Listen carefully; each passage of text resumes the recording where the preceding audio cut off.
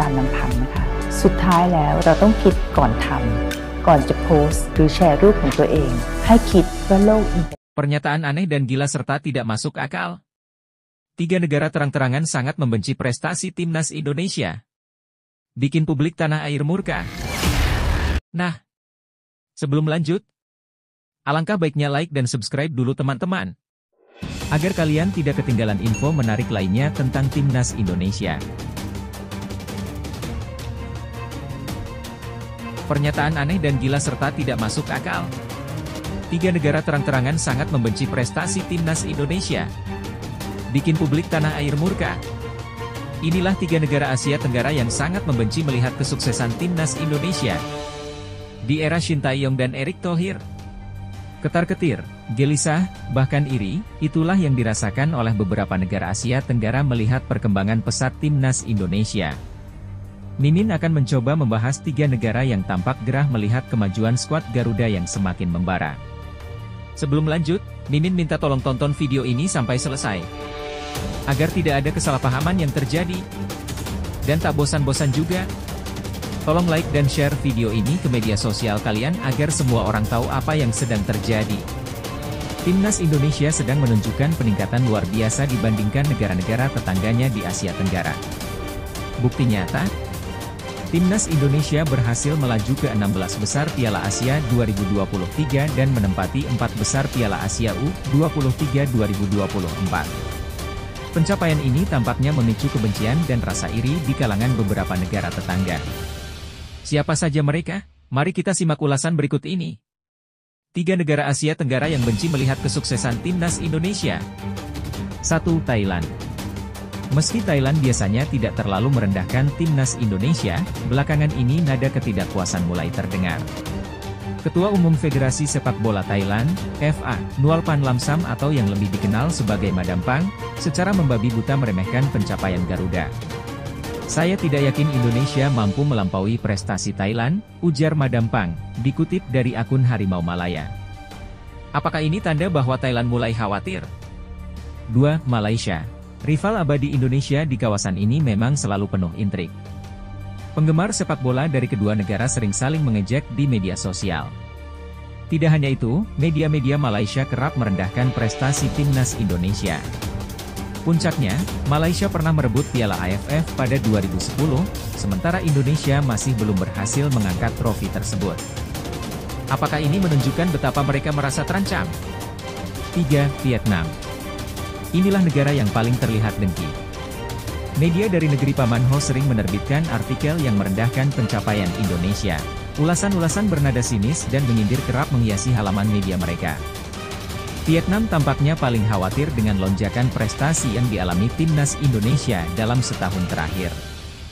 Apakah mereka begitu gentar melihat prestasi besar-besaran timnas Indonesia? Nah, sebelum lanjut mendengar berita ini, buat para netizen, keluarkan satu kalimat pamungkas untuk menanggapi kabar ini. Menurut kalian, mengapa 3 negara tersebut sangat membenci dan tidak mengakui prestasi timnas Indonesia? Apakah sebenarnya prestasi timnas Indonesia memang biasa-biasa saja? Apakah semua prestasi yang diukir timnas Indonesia bersama Shin Tae-yong hanyalah keberuntungan? Ayo teman-teman, berikan komentar kalian. Kasih paham mereka bahwa level kita sudah Asia. Di sisi lain, jangan lupa juga satu kalimat khusus untuk Shin Tae-yong yang sedang berusaha keras memajukan sepak bola Indonesia. Silahkan tulis di kolom komentar. Ayo terbang tinggi Garuda. Mari kita lanjut teman-teman. Kesimpulannya 3 negara Asia Tenggara yang sangat benci melihat kesuksesan timnas Indonesia. Semoga informasi ini membuka mata kita semua dan membuat kita semakin mendukung perjuangan timnas Indonesia. Mari kita terus memberikan semangat kepada Garuda agar terus terbang tinggi dan mengukir prestasi yang lebih gemilang. Semua bisa pingsan mendengarnya. Gara-gara Shin Tae-yong, derajat Piala AFF yang kini bernama Asian Cup makin jadi ampas. Kini Malaysia diminta meniru Indonesia. Turnamen sepak bola kelas Asia Tenggara ini baru saja menggelar drawing grup di Hanoi, Vietnam. Grup A diisi juara bertahan Thailand, kemudian Malaysia, Singapura, Kamboja, dan pemenang playoff antara Timor Leste atau Brunei. Sementara itu, grup B menampilkan Vietnam, Indonesia, Filipina, Myanmar, dan Laos. Dengan format round robin, setiap tim akan bermain kandang dan tandang masing-masing 2 kali. Semifinal dan final akan digelar dengan format 2 leg kandang dan tandang. Yang bikin geleng-geleng kepala, Indonesia tidak lagi menjadikan turnamen ini sebagai tujuan utama. Gara-gara kehadiran Shin Tae-yong yang membawa perubahan besar untuk Indonesia. Nah, sebelum lanjut mendengar berita ini, buat para netizen, keluarkan satu kalimat pamungkas untuk menanggapi kabar ini teman-teman. Ayo teman-teman, tulis pandangan kalian di kolom komentar. Mari kita lanjut teman-teman. Meski belum pernah juara, Timnas Indonesia kini memprioritaskan peningkatan ranking FIFA. Sejak pertama kali berpartisipasi tahun 1996 hingga 14 edisi, Indonesia hanya berhasil finish sebagai runner-up 6 kali. Ketua Umum PSSI Erick Thohir menyatakan, fokus utama adalah menaikkan ranking FIFA Indonesia. Hari ini, kita prioritas, peringkat dulu ya, tegas Erick. Piala AFF cukup sebagai ajang uji coba.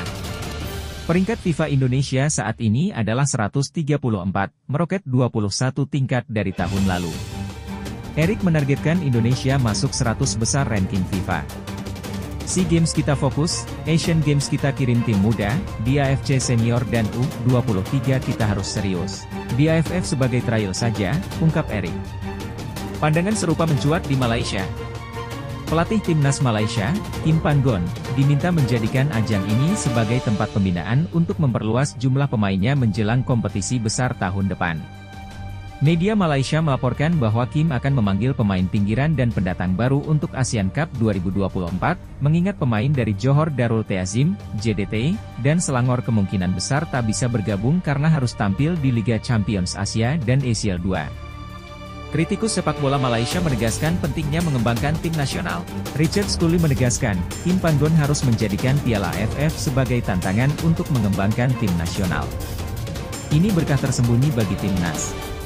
Ini kesempatan Kim Pan-gon mencari pemain baru untuk Piala AFF, tegas Richard. Malaysia tidak bisa selalu bergantung pada pemain inti yang sama karena masalah performa dan usia mereka. Harimau Malaya harus memiliki sejumlah besar pemain untuk stok tim nasional. Piala AFF adalah peluang bagus untuk memperluas jumlah pemain, jelasnya. Malaysia jangan ngotot harus juara. Dengan menurunkan banyak pemain muda di Asian Cup, Timnas Malaysia diminta tidak ngotot harus juara karena kualitasnya berbeda dengan pemain inti dan senior.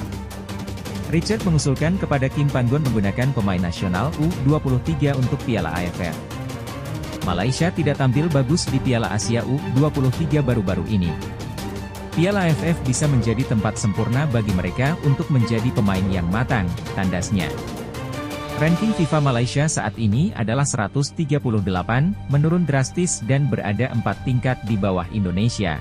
Fans sepak bola Malaysia sangat kecewa dan mendesak federasinya untuk segera mengembalikan kehormatan peringkat Timnas Malaysia di atas Indonesia. Kalian pasti bangga teman-teman. Erick Thohir ingatkan Timnas Indonesia soal mimpi besar. Ketua Umum PSSI, Erick Thohir, dengan semangat yang membara mengenang kunjungannya ke tempat latihan legendaris skuad Prancis di Clairefontaine. Di lokasi inilah laga playoff Olimpiade 2024 Paris antara Timnas U23 Indonesia dan Gini berlangsung pada Kamis, 9 Mei 2024.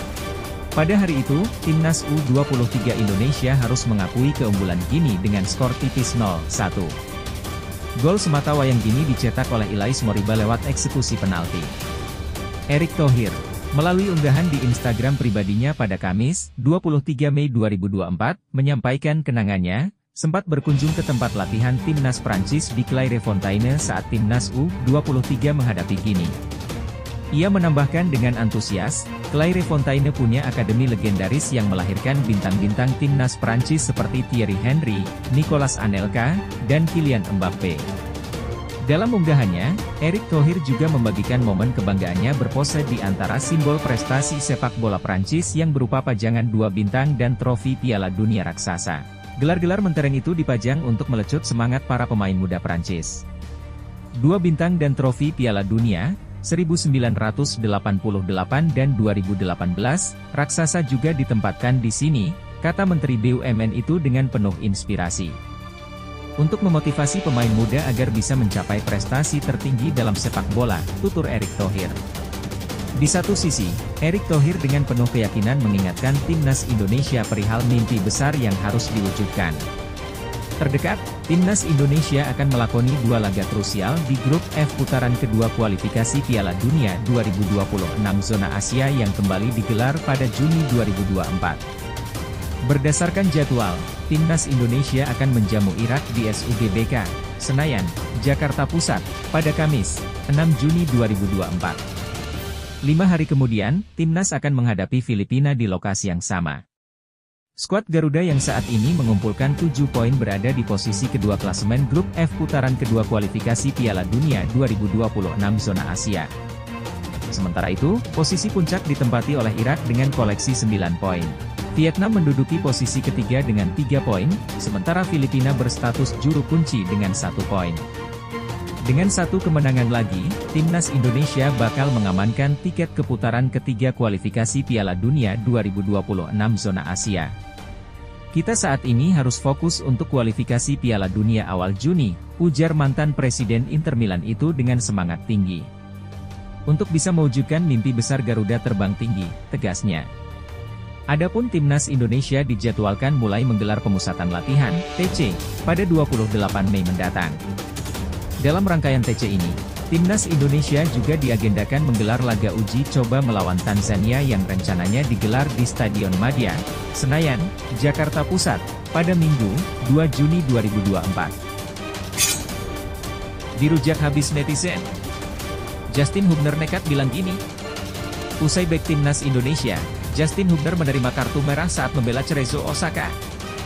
Bek timnas Indonesia, Justin Hubner, mengalami momen dramatis ketika menerima kartu merah saat membela Cerezo Osaka.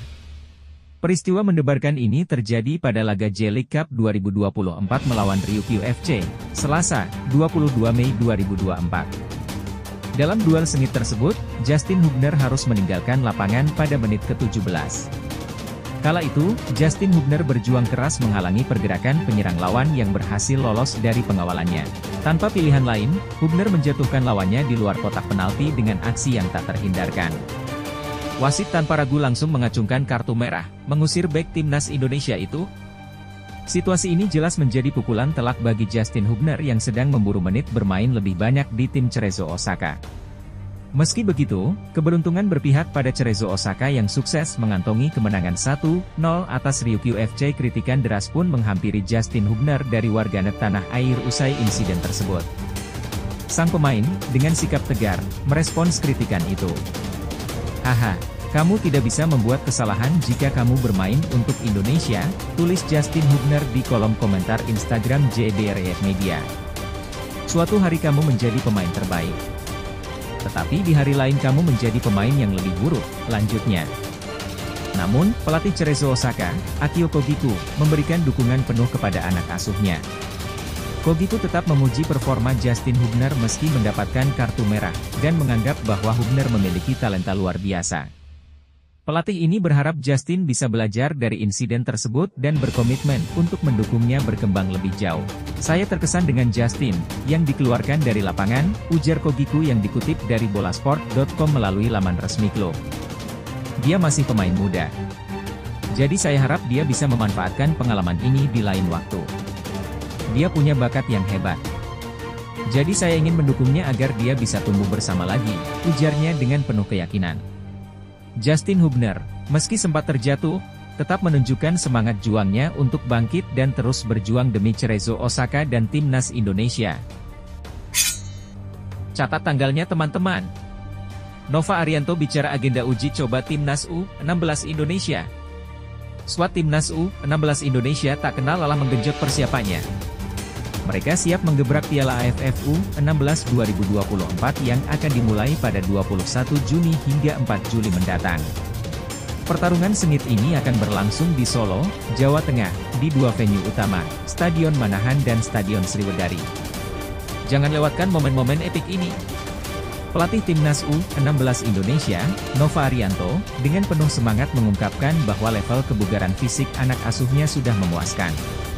Sejak 18 April 2024, Timnas U16 Indonesia telah menjalani pemusatan latihan, TC. Meski awalnya Nova hanya bisa memantau dari jauh karena komitmennya dengan Timnas U23 di Piala Asia U23 2024 Qatar, kini dia sudah bergabung penuh. Pencapaian Timnas U23 Indonesia di Piala Asia U23 dengan meraih peringkat keempat terbaik dan perjuangan mereka melawan Guinea yang berakhir dengan skor 1-0 menunjukkan semangat juang yang tinggi. Gol kemenangan Guinea dicetak oleh Ilais Moriba, namun semangat tim Garuda tak pernah padam. Setibanya di Yogyakarta, Nova Arianto langsung menilai kondisi pemain yang menurutnya sangat baik. Setelah saya tiba di Yogyakarta, melihat kondisi pemain, saya lihat kondisi pemain sangat baik.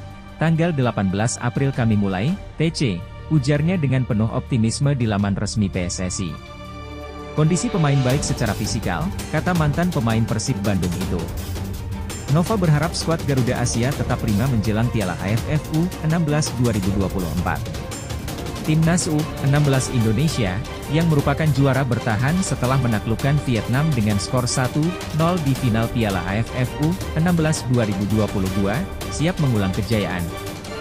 Nova Arianto menambahkan, hasil latihan ekstra di Kaliurang menunjukkan body balance, semangat juang, dan kekuatan otot pemain yang sudah sangat baik. Kita akan jaga kondisinya untuk lebih siap sampai di AFF, tegasnya. Setelah ditempa dengan latihan fisik, Timnas U16 Indonesia akan mulai dijejali filosofi permainan.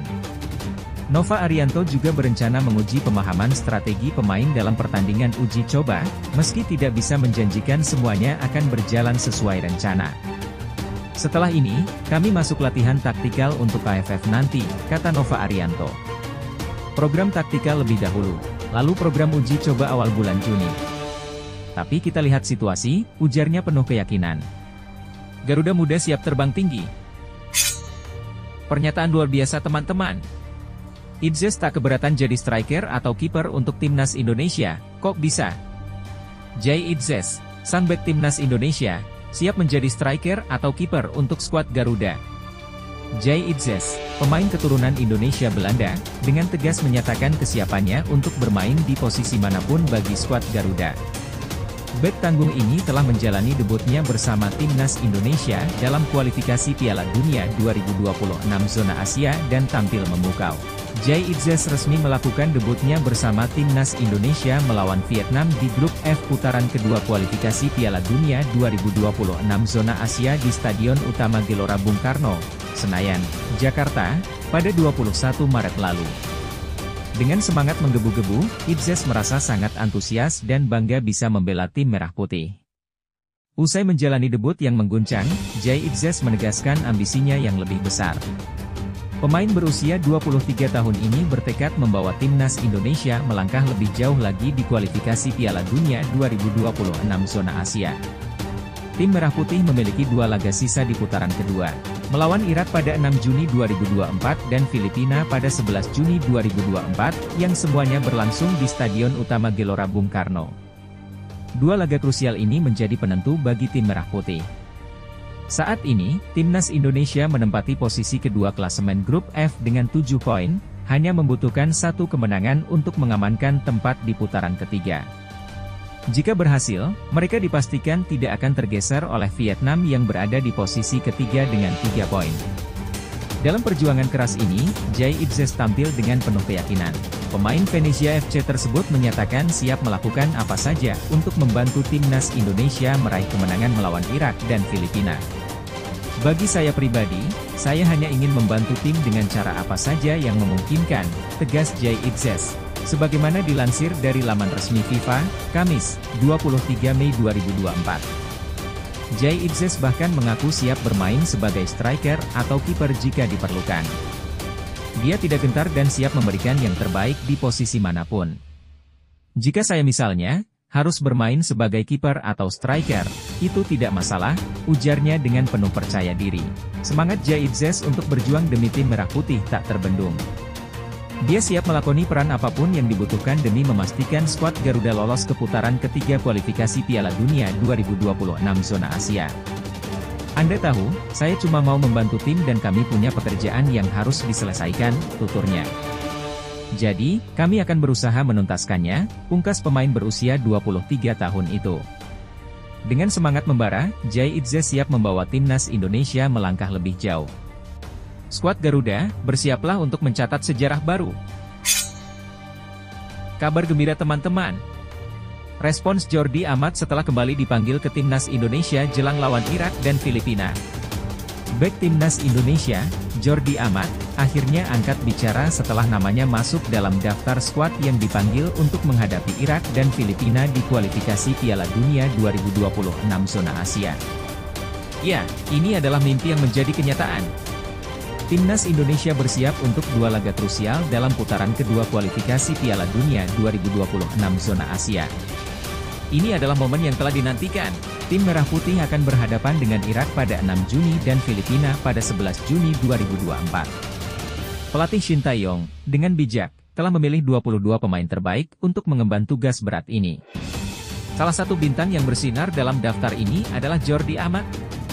Ya, pemain yang kokoh di lini belakang ini akhirnya kembali ke skuad Garuda.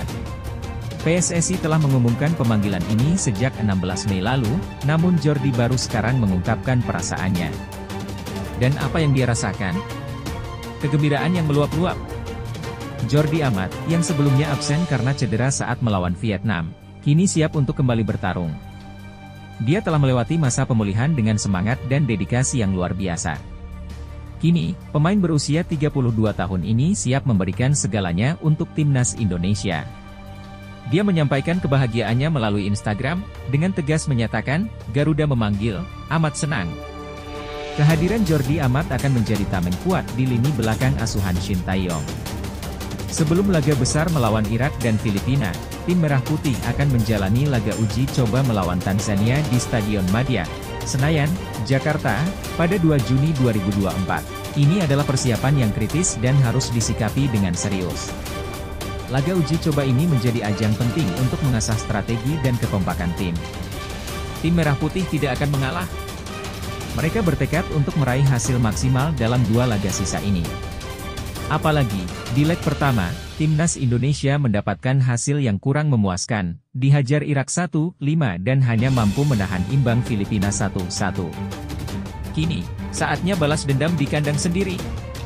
Satu kemenangan lagi, itu yang dibutuhkan oleh Marcelino Ferdinand dan kawan-kawan untuk mengunci tiket ke putaran ketiga kualifikasi Piala Dunia 2026 zona Asia. Timnas Indonesia saat ini berada di posisi runner-up grup F dengan 7 poin. Jika berhasil meraih kemenangan melawan Irak atau Filipina, mereka dipastikan melaju ke putaran ketiga. Ini adalah momen sejarah yang harus kita rebut. Skuad Garuda, ayo bangkit! Dengan semangat juang yang membara dan tekad yang tidak pernah pudar, kita akan mengalahkan rintangan dan mencapai impian kita di Piala Dunia 2026.